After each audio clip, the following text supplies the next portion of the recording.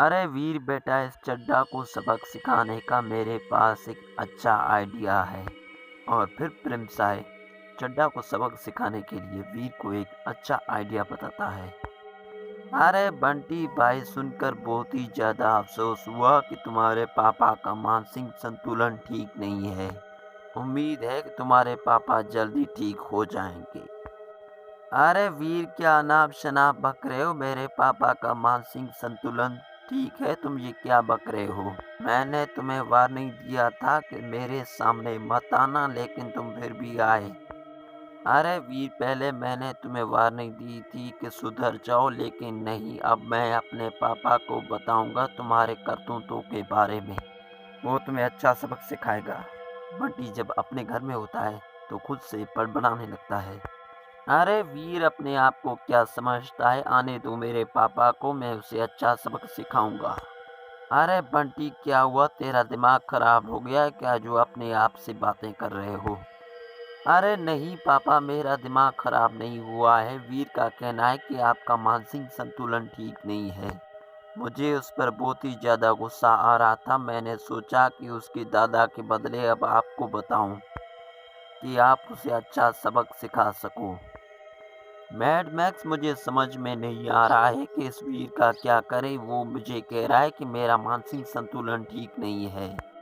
मैंने सोचा था कि उसके दादा ये बात सुनेंगे कि मेरी पिटाई वीर ने की है, तो वीर को वो अच्छा सबक सिखाएगा। ठीक है, तो कह रहा था वीर कि तुम्हारा मानसिक संतुलन ठीक नहीं है। उसने तुम्हारी पोल खोल दी है। अब तुम मेरे किसी काम के नहीं हो, निकल जाओ यहाँ से, वरना ठीक नहीं होगा। अरे वीर बेटा, मुझे माफ़ कर देना कि मैंने तेरे लिए गलत सोचा और मैंने तुझे नुकसान देने के लिए मैड मैक्स से हाथ मिलाया था। मुझे माफ़ कर देना बेटा। अरे कोई बात नहीं चड्ढा अंकल, गलतियां इंसान से होती रहती हैं, कोई बात नहीं। आपको अपना सबक मिल गया, ये मेरे लिए काफ़ी है। हर रात को गांव में एक चुड़ैल आया करती थी। उसके हाथ में गुब्बारों की जगह लोगों के कटे सर वाले मुंडियां थी। वो हर रात को गांव में आती और किसी का सर काटा देती। अरे गांव वालों, तुम सब कहाँ हो? ये लाश पड़ा हुआ है जमीन पर बिना सर के।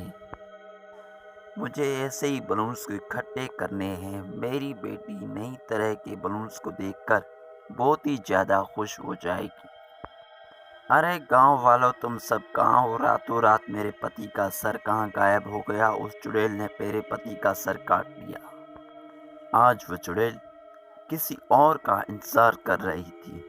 वो कटे सर लेकर अपनी बेटी को दिया करती थी।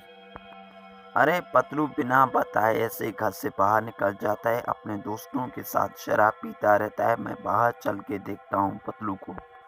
मोटू पतलू को ढूंढते हुए जैसे ही घर से बाहर निकलता है, उसे वो चुड़ैल दिखाई देती है।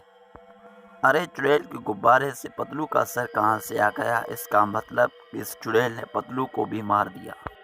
ऐसा नहीं हो सकता, अब इस चुड़ैल को मारना पड़ेगा। मोटू भागता हुआ अपने घर चला जाता है। मैं जाकर इस हथियार से इस चुड़ैल पर वार करता हूँ। बहुत साल पहले एक तांत्रिक ने मुझे इनाम के तौर पर यह हथियार दिया था। अरे तांत्रिक बाबा, इस चुड़ैल को मार दो। अरे ये तो वाकई में मर चुकी है।